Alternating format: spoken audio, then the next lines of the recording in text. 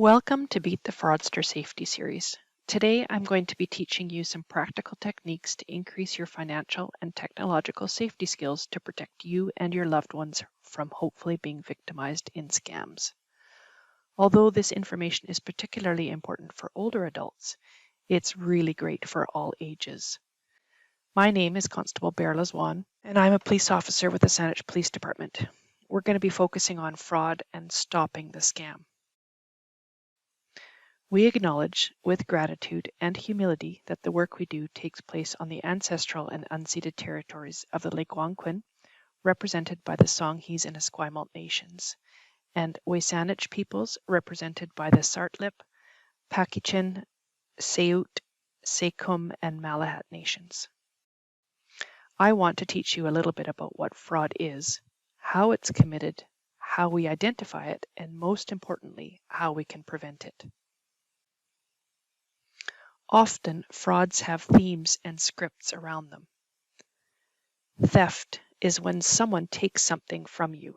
We all understand what that is. Fraud is when someone tricks you into giving them something, often money. Those are the frauds that we investigate. There are lots of stories around how a scammer tricks you into giving them your money. These are the themes that I'd like to be able you to recognize. There's 5 major themes that we're going to be talking about today. There's actually hundreds of them really, but most scams have some components of these 5 themes in them. If you can recognize these themes, hopefully it will prevent you from falling victim to any of them. The first theme is scams that play on your fears. These often have some sort of imminent danger or threat to them, like if you haven't paid your taxes, or there's a virus on your computer, or there's a problem with your passport or other documents, or your computer is unprotected. They're often threatening, and sometimes they say that you're involved in a drug trafficking ring, or there's some unusual threat behind it, like you're going to be arrested, or your family finances are at risk, or your personal information will be compromised. Again, you're in trouble and something bad is going to happen now, or you're going to be even in further trouble. This is a scam. The next theme that we're going to discuss is scams that play on your kindness. We typically call this a grandparent scam.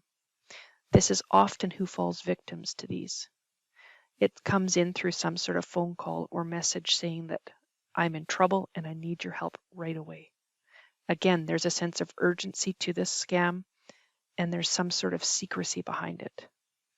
A big story is often told why you can't tell anyone and why you have to give them the money that they're asking for. The next theme we're going to talk about is scams that play into your dreams or your potential for winning. With lots of money, you can buy a big fancy house, you can buy that boat, or you can buy something else you've always dreamed of, or you can help support your family, even if they don't have enough money. What you need to know is that in Canada, the only way that you can win a contest is if you've entered it. So remember, if you've entered a contest at a home show or somewhere else. There's also never a fee associated with your winnings. So if you've won something, there's no administration or custom fee or transfer taxes or other types of fees. If you've entered the contest, it's free once you win. The last 2 themes I'm going to talk about are our biggest loss investigations. These are often the ones that have the saddest outcome, and we see the biggest losses in these types of scams. Scammers have often taken months to groom their victims. They provide all sorts of stories and evidence to say why the things that they're saying are potentially true. Photographs, stories, and big themes around why they need help and why they can't do what they're professing to do. And there's always an excuse of why they can't actually meet you in person. These types of scams, even after they've been victimized, the people come to the police and they instinctively know that something's wrong. They still deeply want to believe that they're going to get their money back. because they've been groomed for so long that they believe they've actually fallen in love with this person.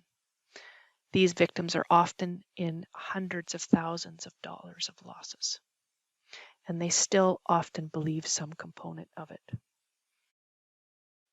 The next theme we're going to talk about is deal of the century or investment scams. These are also where we see great big losses for our victims. Examples like, if you invest in this, you could triple your money. I'll manage your timeshare and fill up your calendar. You have to remember, if it's usually too good to be true, it's not true.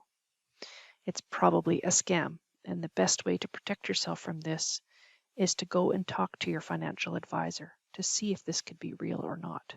Go and talk to your bank. Go and talk to someone in person. Ask 2 trusted friends to see if this could be real or not. And then do your own research. There should never be a sense of urgency to any of these types of things. If there's an urgency to it or a time limit, it's probably a scam. Let's talk about how scams start. How do they come in? Often they start on social media or some sort of platform.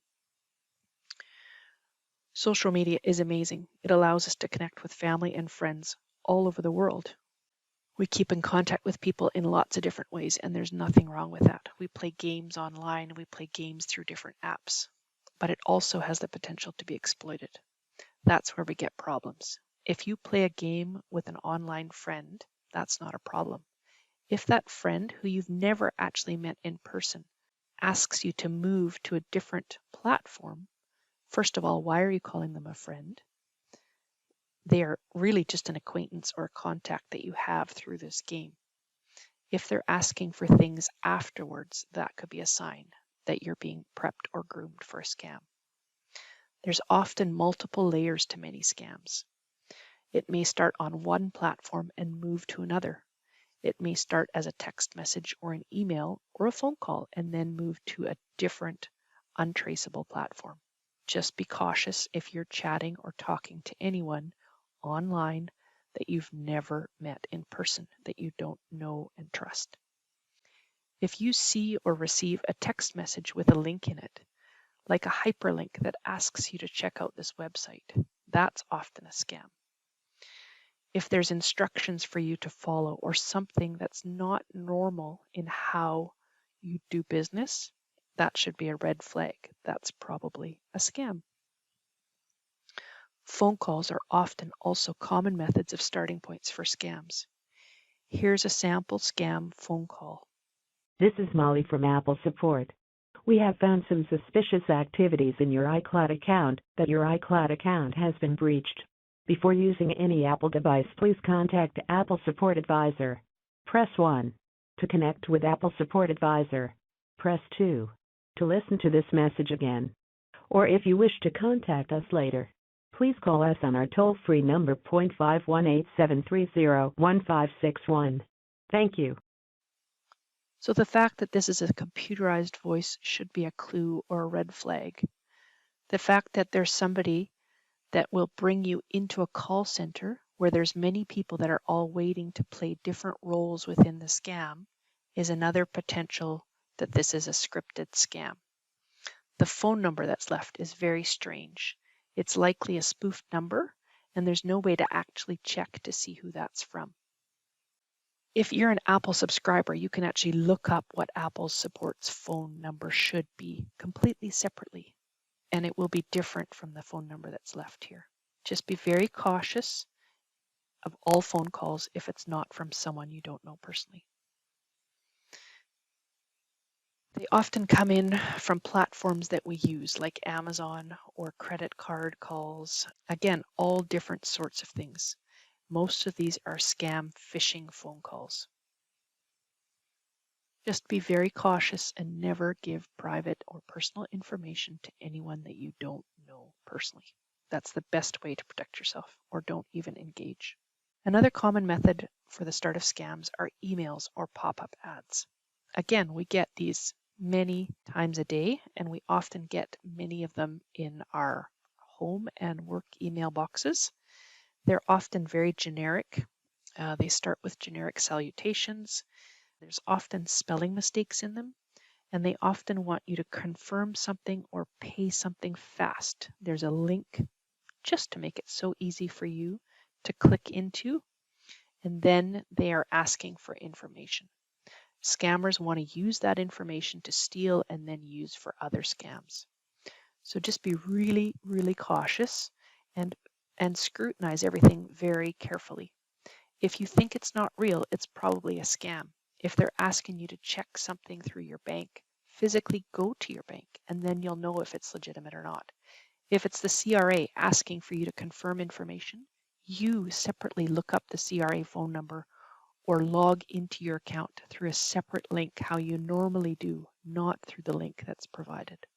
So what do we do to protect ourselves? How can we ensure that everything that we get is real or not? First off, recognizing it is probably the number one way that we can protect ourselves. Hopefully, if there's threats or demands or there's pressure to act now, that should be your first red flag that this likely isn't real. No legitimate agency or government agency will ever ask you to do something straight away without giving you time to check to make sure that it's real. Nobody legitimate will ask you for money or personal information in the way that is not normal. Think about when you pay your CRA taxes. When you pay your bill, you have to do that in the regular traditional way. You go to the bank, you log in, you go to your online account and you transfer the money, or you go to your bank and you actually pay that bill. They're not ever going to ask you to pay your bill using cryptocurrency or gift cards or wire transfers or cash in envelopes. So again, a flag is if it's trying to be done in a non-traditional method where the wording and types of phrases that they're talking about is not normal. Just pay attention to those little things. We never ask private people to do things like that, even for undercover investigations. It's just not done. That's not how we do business. We know about scams, so just be very cautious and be very careful. Don't click on any links or deal with anybody that you don't know personally. What do we do if we do succumb to a phone call like that and you realize, oh, I'm on the line with a scanner? Just hang up, just delete. Don't respond, be rude. This is the one time that we're giving you permission to do that. Don't get sucked into the script or the story of the lies. Don't send money or private information or any personal information to anyone that you don't know face to face. Go and check. Talk to somebody else. If, unfortunately, you do become victimized, what do? We want you to notify your bank or credit card company immediately. That's the only potential way for you to get any money back. In my several years of financial crimes investigations, only once have I ever been able to recover any money. Generally, once money is sent somewhere, it's gone. Likely out of North America, it's gone. Then we want you to contact the local police to report that, because hopefully we can assist you in at least educating you and providing you some information so that you can understand exactly what happened and to prevent it from happening again. Often the bad guys or the scammers are somewhere in a foreign country that we really have no authority to deal with, but we can feed information to our national counterparts who may be able to act in the future. We also want you to contact the Canadian Anti-Fraud Centre. They are our national partners under the RCMP umbrella who will help with multi-jurisdictional investigations. If someone's being victimized in Winnipeg, someone else in Calgary, somebody else in Saanich, they will help us connect those dots so that we can do a multi-jurisdictional investigation. We also want you to contact Equifax and TransUnion.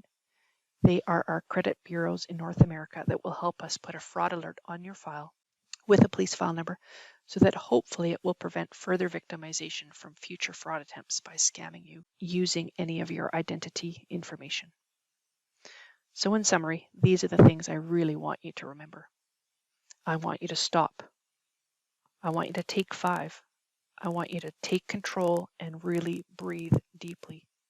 Slow things down. Often when we get into these situations, we're not thinking very clearly. Our lizard brain, which is our center, part of our core brain, where we don't think and act reasonably. This is our fight or flight response. We don't want you to act anytime we're in that situation.